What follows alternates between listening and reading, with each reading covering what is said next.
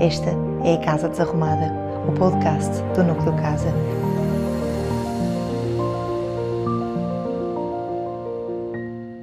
Era uma casa não muito engraçada, por falta de afeto, não tinha nada.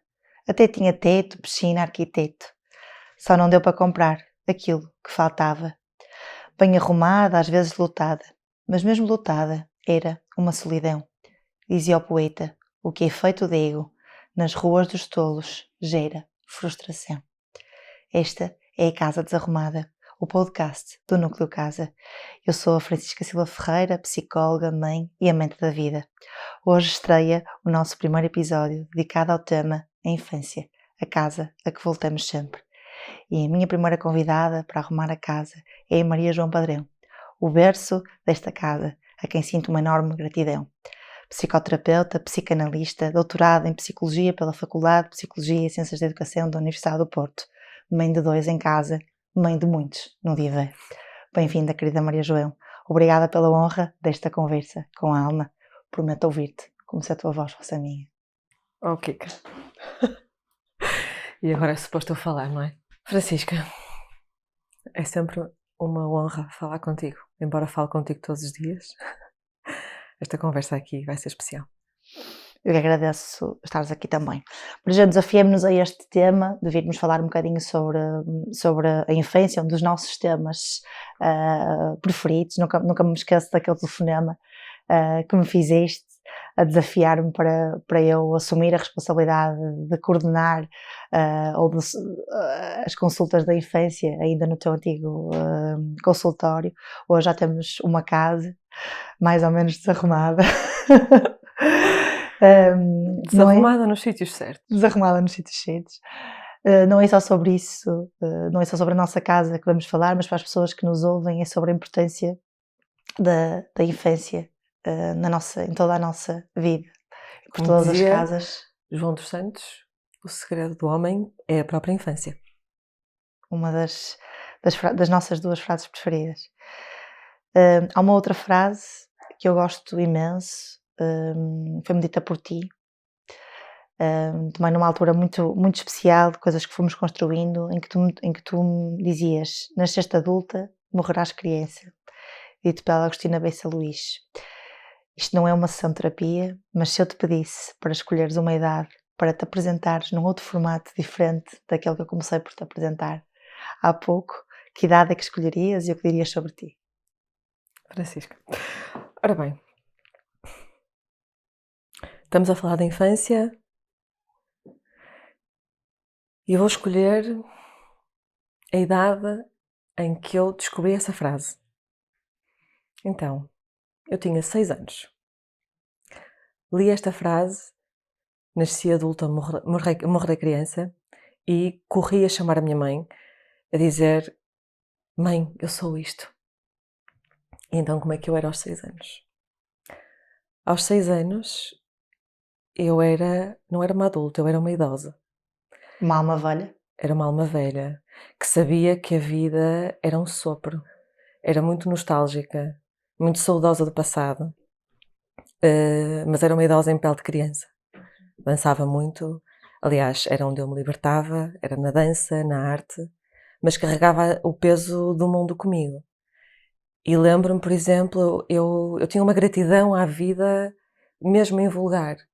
Eu lembro-me nós morávamos numa casa com um jardim, e eu tinha um sítio de jardim onde eu ia, com 6 anos, ninguém me explicou isto, mas onde eu ia agradecer, o final do dia, ia agradecer à vida, a Deus, eu não sabia bem a quem estava a agradecer, a algo maior do que eu, todo o amor que eu tinha, a casa que eu tinha, a minha família.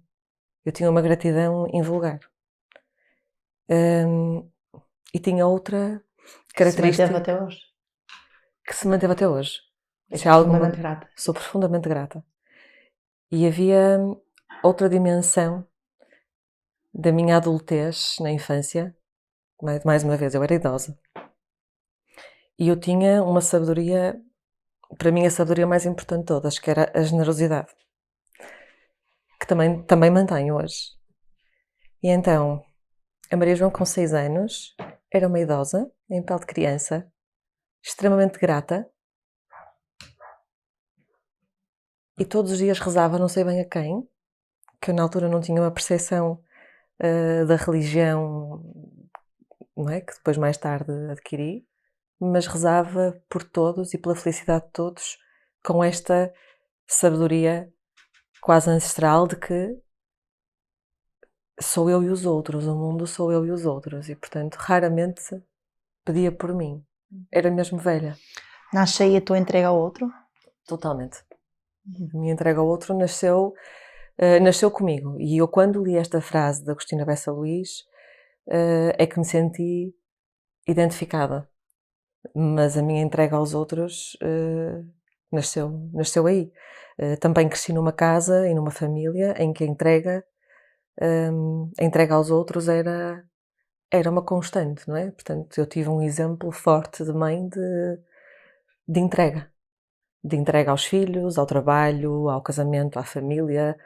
Portanto, eu tive um cobertor muito, muito, muito grande.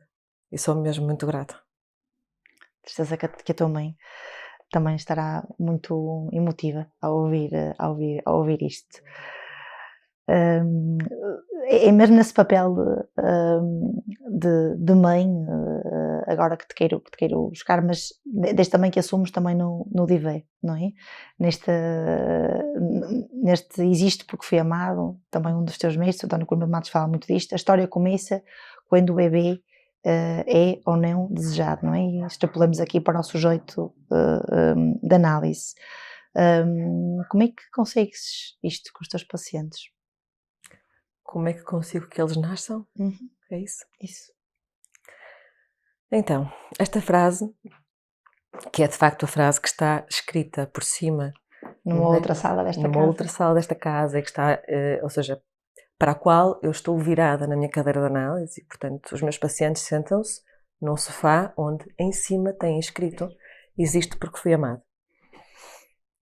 E porquê que esta frase é tão importante? Porque de facto tudo começa quando o bebê é sonhado e é desejado. Mas Nascemos no sonho da mãe. Nós nascemos no sonho da nossa mãe.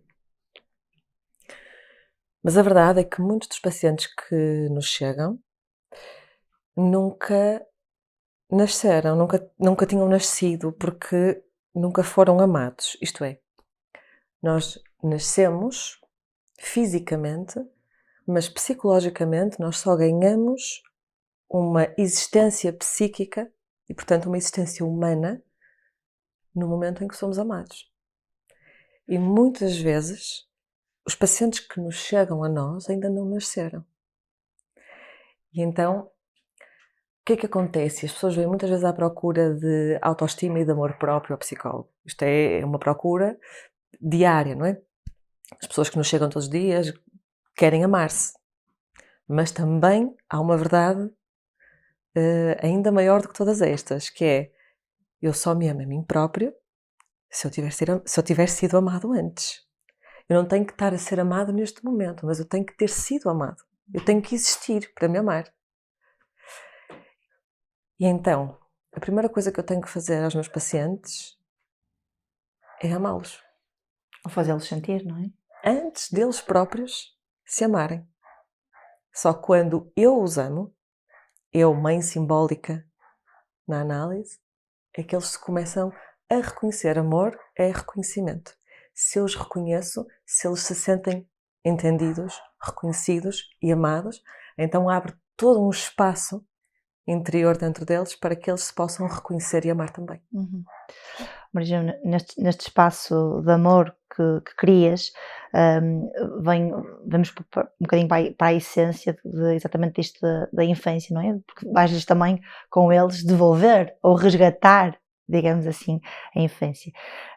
E vamos para aquela célebre pergunta que usamos muito também, não só nas consultas de pais, não é? Mas que também no clássico paciente que procura a psicoterapia, de como é que foi a sua infância. Acho que seria muito interessante podermos falar para quem nos ouve lá em casa do tipo de respostas que temos e das análises que daí conseguimos também um bocadinho retirar e como é que conseguimos construir a partir destas interpretações as diferentes infâncias.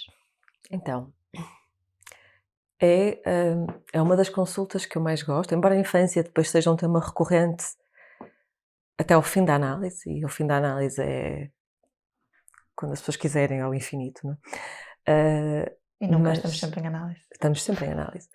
Mas é uma das minhas consultas preferidas, que é quando eu introduzo o tema da infância e as pessoas começam a perceber que aquilo que as traz no momento presente à consulta tem origem no início. O que é que tu perguntas? Eu digo assim, exatamente assim.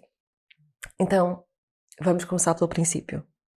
E o princípio é a sua infância. Como é que foi a sua infância? Como é que era a Francisca pequenina? E a partir daqui há toda uma rememoração daquilo que foi a infância, mas há 3 respostas tipo. Então, a minha infância foi maravilhosa e foi tudo maravilhoso, era tudo perfeito. A outra resposta tipo é a minha infância foi horrível, não quero falar disso. Terceira Resistência máxima, não é? resistência máxima. E a terceira resposta também muito frequente é foi normal. Quando alguém me diz foi normal, pronto, aí é que tenho imenso por onde pegar.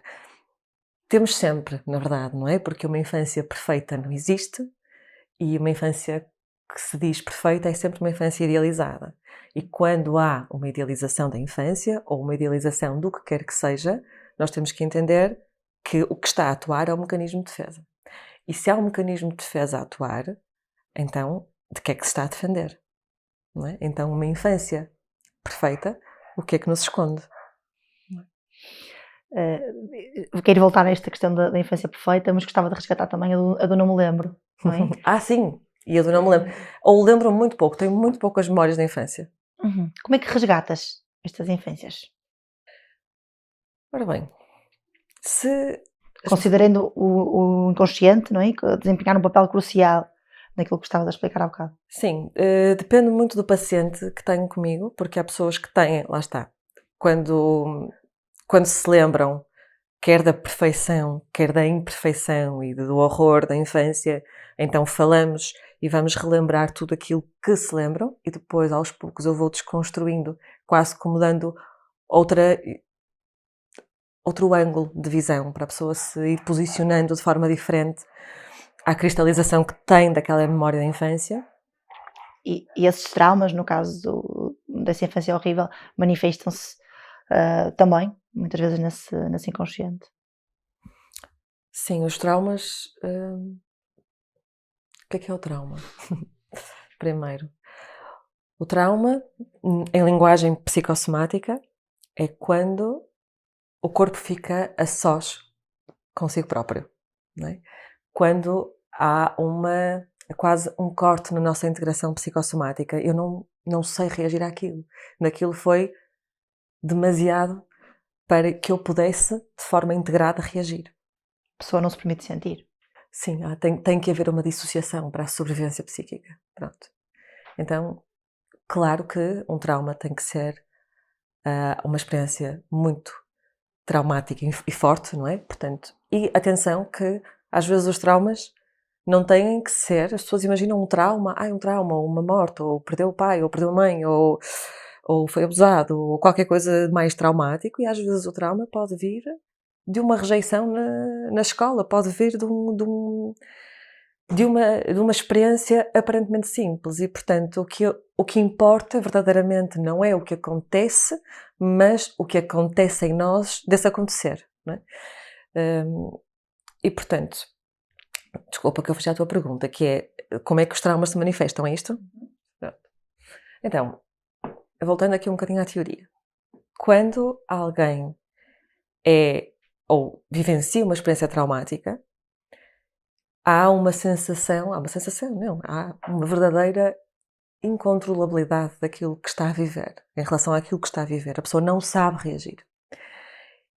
E então vai, sem se aperceber, ao longo de toda a vida, repetir o evento traumático das mais diversas formas para se constituir como o dono do jogo. Assumindo uma postura de controle. Tem que assumir uma postura de controle. E então, as pessoas muitas vezes estão reféns de situações traumáticas que nem sabem que passaram, porque a maior parte das pessoas pensa que um trauma é uma experiência que é grave à vista de todos, não é? E não se apercebe dos pequenos traumas que foi sentindo e de que forma é que esses pequenos traumas condicionam a ação de hoje, Na vida adulta. na vida adulta, sempre.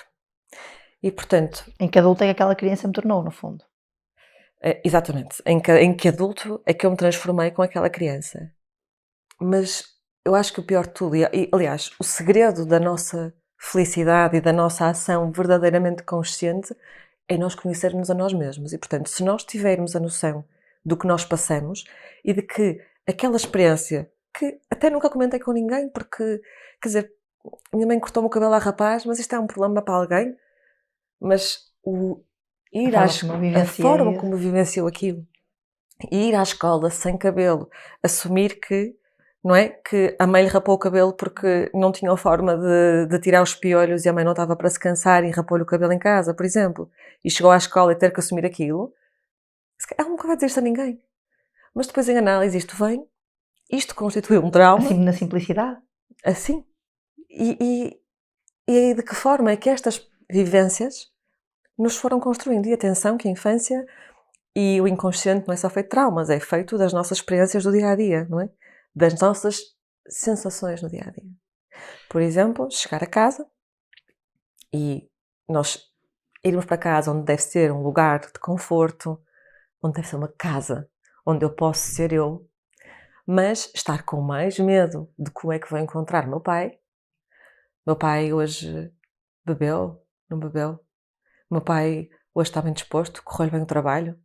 Será que ele vai descarregar na minha mãe? Vai descarregar em mim? Será que eu hoje posso relaxar em casa? Será que eu tenho culpa daquilo que está a acontecer aqui? Será que eu tenho culpa? E portanto, se quando a casa nem sequer é um lugar de paz, em que é que isso nos torna? E nós termos noção da criança que fomos, são os nossos alicerces da nossa identidade, dá-nos muita consciência e poder na nossa ação presente. Sem dúvida. Por exemplo, estava-te a ouvir também, surge-me aqui um outro insight que de cara gostava de partilhar. É muito curioso isto, porque sobretudo até quando os pais procuram ajuda para os filhos e esta célebre questão de como é que foi a sua infância ou revê-se no seu filho quando tinha esta idade. Há sempre alguma estranheza, não é? Nesta questão sobre, então eu vim cá para falar do Tiago ou do Manuel e de repente eu estou a falar sobre mim. Importa a minha o que é que importa a minha infância, não é? E nós percebemos, na grande maioria das vezes, para não dizer quase sempre, que isto é sobre, não é? Que isto é muito mais sobre nós pais e que é exatamente também quando nós somos pais que se despertam estes gatilhos todos da nossa infância naquilo que também vai ser a nossa parentalidade. E é muito curioso, há bocado falavas das infâncias perfeitas e eu vou-te resgatar aí, não é? Sobretudo aquelas pais que me chegam, a minha infância foi felicíssima, foi espetacular, aquela infância muito fantasiada, e quando aquela criança é o primeiro ruído que vem para destabilizar, como é que nós também desconstruímos isto, não é? Nós trabalhamos isto as duas muito em conjunto, mas acho que era muito engraçado podermos também pôr isto em voz alta para conseguirmos explicar. Isto acontece-nos muito, não é? Portanto, às vezes vens a uma consulta, não é? Os pais vêm a uma consulta de pais contigo, tu conheces a criança e tu percebes facilmente que isto tem a ver com questões dos próprios pais, não é? E depois eu atendo a esses pais, não é? Ou a mãe, ou o pai, ou quem quer que seja, que tenha a humildade e a coragem de se sentar. A humildade e a coragem. A humildade e a coragem de se sentar no divã, né? na análise. E de facto, quando as pessoas começam a perceber que aquilo que estão a fazer com os filhos são projeções, não é? E estão, ou às vezes, a repetir o modelo daquilo que tiveram, não é? Portanto, eu costumo dizer isto, ou nós reproduzimos o modelo, se nós não temos autoconsciência, se nós não temos esta capacidade de análise, a nossa ação nunca é verdadeiramente livre. nunca é verdadeiramente nosso. E a história vai ser cíclica. E a história vai ser cíclica e, portanto, só temos duas hipóteses. Se nós não temos autoconsciência, só temos duas hipóteses. Ou reproduzimos o modelo daquilo que nos foi dado, ou nós tentamos, por tudo, compensar o modelo. Eu nunca vou fazer isto que os meus pais me Qual fizeram. é o risco da compensação do modelo? É cair no modelo.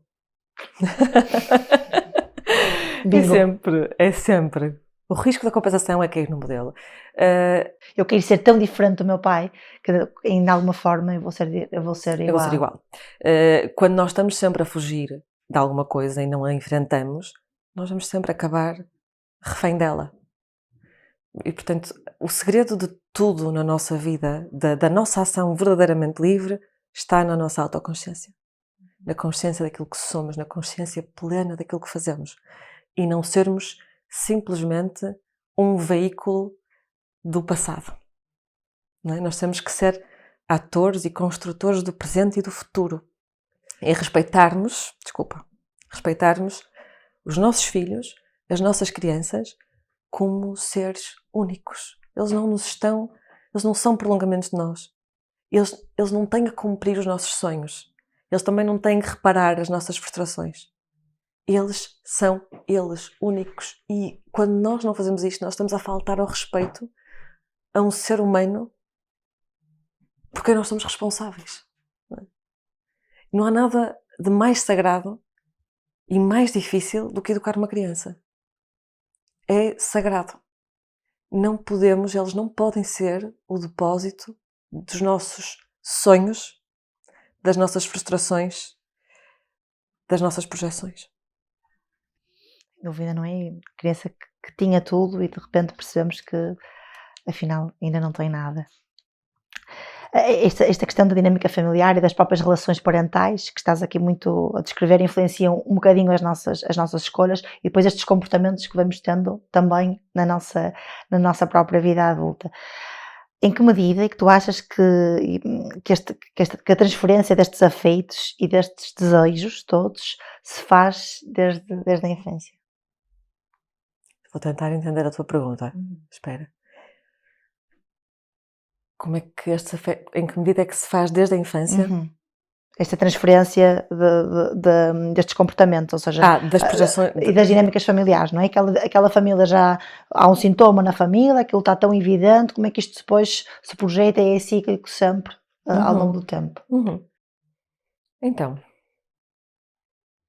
vou tentar se calhar pegar um exemplo, claro, que é mais fácil, se calhar para os nossos ouvintes compreenderem o que é que estamos aqui a falar destas dinâmicas que passam de geração em geração e não são cortadas, aliás, só são cortadas quando alguém se senta numa análise, não é? Pronto, é aí que verdadeiramente se corta uma transmissão inconsciente relacional. Então, vamos pegar num caso, diz-me assim um que tu gostavas, que eu explico assim facilmente uma família, um caso de... Queres que a pessoa, por exemplo, aceite um relacionamento abusivo? Ou não? Sim, um relacionamento abusivo. O relacionamento abusivo é importante. Pronto. E até é frequente. Muito. Não é? Pronto, um relacionamento abusivo. Então, vamos imaginar uma criança, vamos pôr ou um Édipo também é fácil de explicar. Ok. Vamos não entrar por aí hoje. Claro. Vamos deixar depois o Édipo para outra, claro que sim. Para outra sessão. Claro que eu sim. acho que isso. Vamos entrar para um relacionamento abusivo. Por exemplo, temos um caso típico, vá. Uma menina que cresce numa família onde os pais, nomeadamente o pai, vamos fazer assim um caso muito de livro, onde o pai é abusador com a mãe e, portanto, é capaz de humilhar, de insultar, uma mãe mais dependente, até podemos dizer uma mãe que não trabalha fora de casa, portanto que trabalha em casa e o pai é o que traz o sustento económico. E, portanto, quase que a mãe aceita que tem que ser falada assim, ou que aceita determinado comportamento abusivo. E há a normalização desse modelo. E há a normalização deste modelo. Esta menina, especialmente à medida que vai crescendo, percebe que isto está profundamente errado e vai-se revoltando contra o pai. Quando começa a ganhar a identidade adulta, não é? Pré-adulto, não é? A atingir a maioridade, começa-se a revoltar com a mãe. Porque a mãe é que permitiu isto. Porque ela, que já é mulher, consegue perceber que isto também depende da mãe. Tu estás aqui porque tu aceitaste isto.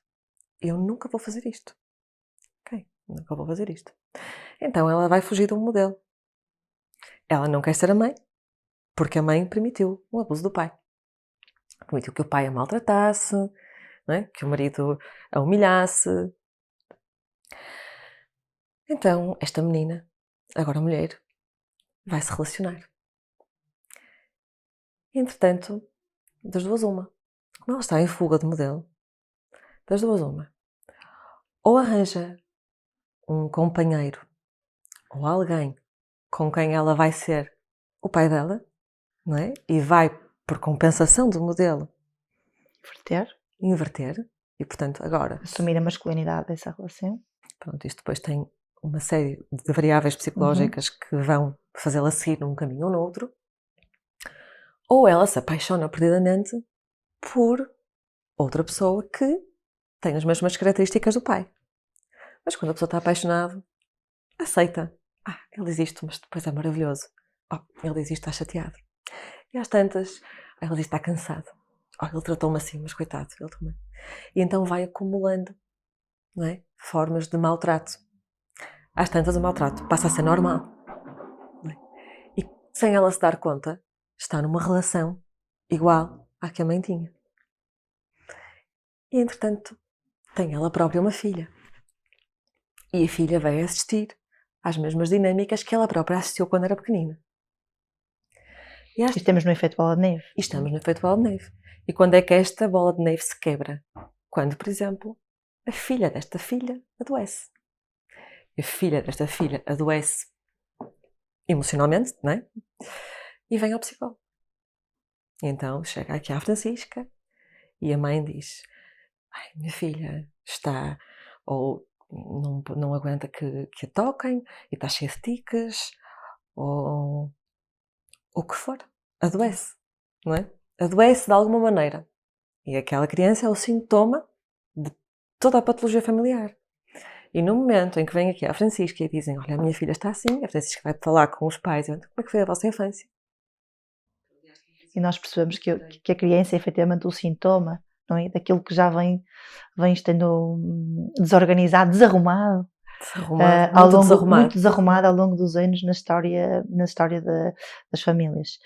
Às vezes nós vivemos exatamente como começamos o poema hoje, não é? Vivemos com a casa tão lotada, às vezes que parece tão arrumada ou tão cheia, que não temos espaço para compreender tudo que está lá dentro. Mas eu tenho muito medo de casas arrumadas. Tens? Muito medo. Casas arrumadas, não é casas arrumadas fisicamente. Quando as pessoas acham mas essas que também temos um bocadinho de medo às vezes. Essas também têm. Quando estão demasiadamente arrumadas, assustam-me imenso. As casas de revista assustam. As casas de revista assustam-me imenso. Mas há uma coisa que me assusta. As casas, por acaso, para te perguntar isso, as casas com crianças sem brinquedos na sala... assustam-me imenso. Muito, muito. E há outra coisa que me assusta ainda mais do que isso. Eu tremo. Isto agora vou ser se calhar um bocado provocadora para os nossos ouvintes, mas também nós queremos desarrumar as ideias, não é? Quando eu estou a falar com um paciente meu e pergunto: então como é que é como pai ou como mãe? Também faço a mesma pergunta. Como é? Como mãe sou maravilhosa. Eu gelo por dentro. Porque se há coisa que eu aprendi é que as más mães nunca duvidam de si. Nunca. As boas mães duvidam sempre. O que é ser uma boa mãe? É aquela que reconhece que falha todos os dias. E que há espaço para essa falha. E que tem que haver espaço para essa falha. E para, novamente, a humildade. A humildade, eu faço o meu melhor. Quando dizem isto, faço tantas asneiras, não devia fazer isto. Agora, eu sou uma ótima mãe. Eu gelo por dentro. Marjoão, disseste agora aqui uma coisa que me fez lembrar, também aprendi isto contigo, ainda no início da minha carreira, em que dizias muitas vezes que a forma como a criança sente os seus pais e a forma como nós o estamos a sentir no primeiro momento de contacto, consulta de pais. Consulta de pais. E é extremamente interessante, não é? Como é que ao longo dos anos da experiência vamos, de facto, construindo tudo isto, a forma como eu estou a sentir. E hoje estamos a gravar também aqui nesta sala que recebe tantas histórias e tantas infâncias, e é mesmo esta forma como também nós sentimos os pais, a forma como a própria criança pode estar a sentir.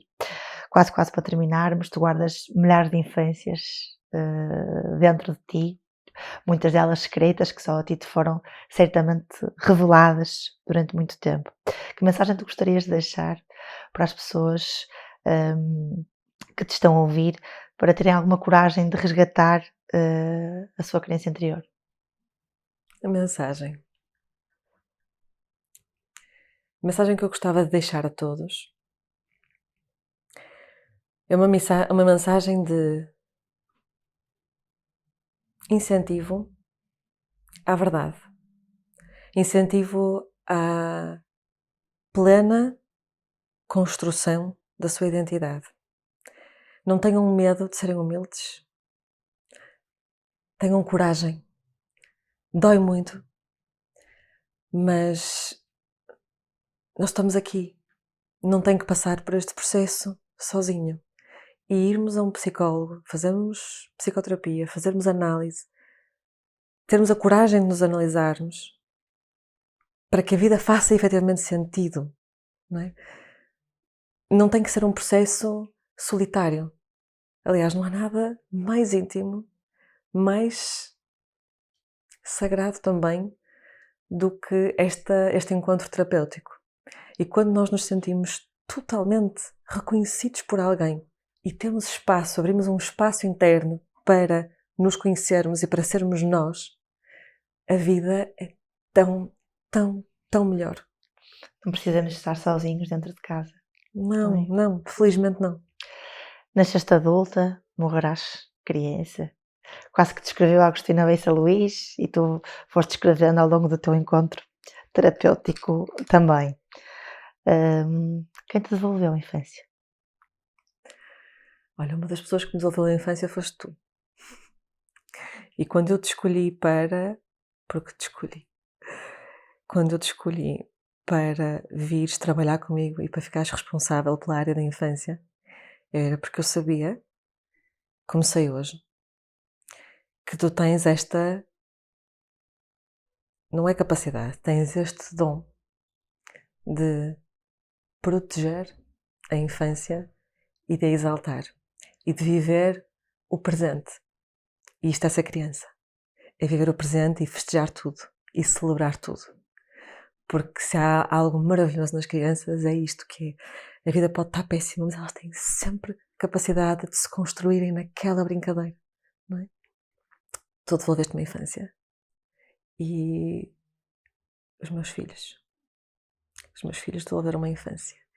E esta magnífica felicidade de estar no presente, sem medo do futuro. Já não sou tão idosa, já sou adulta. Ainda me falta muito para eu morrer, por isso ainda tenho muitos anos para chegar a ser criança. Mas eu era idosa porque achava que a vida era impossível de ser melhor. E então eu tinha muito medo que a vida me tirasse tudo o que eu tinha, que era tão perfeito. Era tão bom. E agora que tenho os meus filhos, a vida ensinou-me que nós estamos sempre a ganhar. Nós estamos sempre a perder. Mas estamos sempre a ganhar. E se soubermos entender até as perdas como ganhos e guardar tudo no nosso coração e na nossa alma, então cada dia é para celebrar. Profundamente emocionada, quase que me arrisco a dizer que agora entendo a emoção de me sentar no frente a frente contigo, não é no divã, mas num sofá. Mesmo muito, muito obrigada, Maria João, por teres partilhado esta autenticidade, esta conversa. E fico reconhecida também por ter conseguido devolver sempre um dia de sol inteiro e limpo, todos até os ao dias, fim. Todos os dias devolves isso. Comecemos com um poema improvisado e escrito por mim, inspirado no Vinícius de Moraes da Casa Muito Engraçada, porque sou uma mulher de alegria. Há um outro poema que eu gosto imenso e que foste tu que me leste a propósito da infância. Gostava que terminássemos assim. Já sei qual é. Então, a criança que fui chora na estrada. Deixei-a ali para vir ser quem sou. Mas hoje, vendo que o que eu sou é nada, quero ir buscar quem fui aonde ficou. Obrigada, Maria João. Que mantenhas sempre a tua casa desarrumada. Sempre.